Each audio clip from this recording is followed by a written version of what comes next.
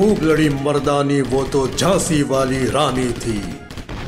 सुभद्रा कुमारी चौहान की इन पंक्तियों को भला कौन नहीं जानता। यह वीर गाथा है सन 1857 की क्रांति की महान नायिका और नारित्व के साहस और शौर्य की प्रेरणादायक झांसी की रानी लक्ष्मीबाई की, जिनका जीवन हर प्रसंग में अनुकरणीय है और पूरे देश के युवाओं के लिए प्रेरणा स्रोत है। नमस्कार दोस्तों, रानी लक्ष्मीबाई के साहस, शौर्य और वीरता को हम सभी अच्छे से जानते हैं, किंतु रानी लक्ष्मीबाई का व्यक्तित्व इनसे कहीं ऊपर है। हम आज उनके जीवन एवं व्यक्तित्व के उन पहलुओं से आपको अवगत कराएंगे जिनके विषय में शायद कम लोग ही जानते हों। तो आइए विस्तार से जाने रानी लक्ष्मीबाई को। बिठूर के पेशवा के यहाँ कार्यरत मोरोपंत तांबे की पुत्री लक्ष्मीबाई के बचपन का नाम मणिकर्णिका था, जिसे प्यार से सब मनु कहते थे।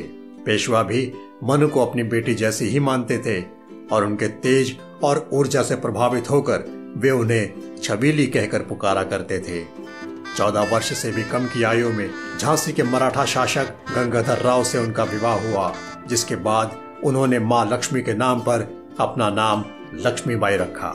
गंगाधर राव की मृत्यु के पश्चात महज 18 वर्ष की आयु में रानी लक्ष्मीबाई के हाथों में झांसी राज्य की कमान आई। एक पुरुष शासक के अभाव में जब अंग्रेजों ने डॉक्ट्रिन ऑफ लैप्स के तहत झांसी का राज्य हड़पना चाहा, तब तमाम असफल शांतिपूर्ण प्रयासों के पश्चात रानी लक्ष्मीबाई को तलवार उठानी पड़ी।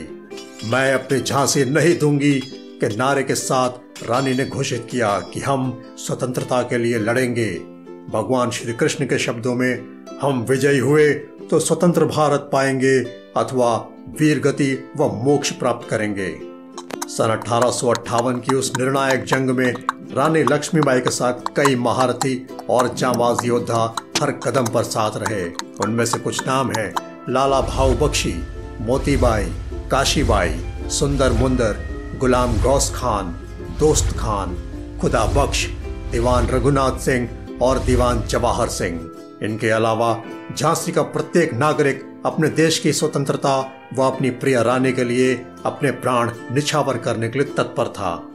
उस युद्ध की रिपोर्ट में कैप्टन ह्यूरोज ने उन्हें सुंदर व चतुर महिला बताया था तथा उसके बाद कई अन्य लेखों और प्रकाशनों में भी स्वयं अंग्रेजों ने माना कि ब्रिटिश शासकों की नजर में चाहे वह दोषी हो, लेकिन सच तो यह है कि अंग्रेजों के दुर्व्यवहार और लालच के चलते उन्हें बगावत करनी पड़ी और भारतवर्ष उनके स्वदेश प्रेम व शौर्य को हमेशा याद रखेगा।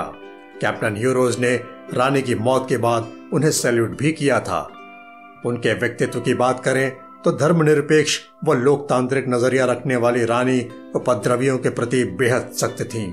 इसके लिए वे अपने अफसरों और सामंतों पर विश्वास नहीं करती थीं। क्रांति के पूर्वार्ध में ही जब बरुआ सागर में प्रजा कष्ट में थी, उपद्रवियों ने उन्हें तंग कर रखा था, तब रानी लक्ष्मीबाई ने वहां 15 दिन प्रवास किया। साधारण के घरों में रहकर उपद्रवियों को कुचला और तो और उन्हें नारी शक्ति पर पूर्ण भरोसा था। निजी अंगरक्षक का दस्ता हो या क्रांति के दौरान उन्होंने महिलाओं का समुचित उपयोग किया। ग्वालियर सहित पूरे अंचल में जब गदर चल रहा था, तब भिंड और इटावा में महिलाओं ने भी खूब संघर्ष किया।